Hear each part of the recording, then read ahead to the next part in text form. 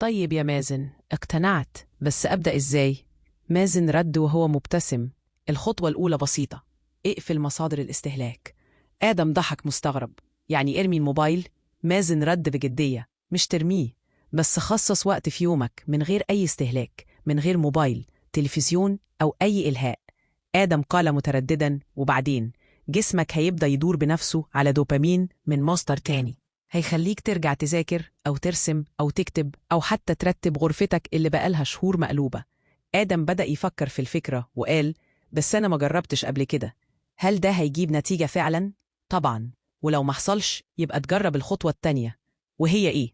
تبدأ تجرب أنشطة جديدة، رياضة، موسيقى، تصوير، أي حاجة، بس بشرط واحد. إيه هو؟ تدي نفسك وقت حقيقي تجرب فيه كل حاجة، لأنك هتكتشف إن شغفك كان موجود ومستنيك من زمان.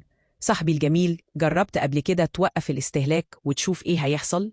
في الحلقة الأخيرة هنقولك إزاي تستمر على الشغف. يلا بينا.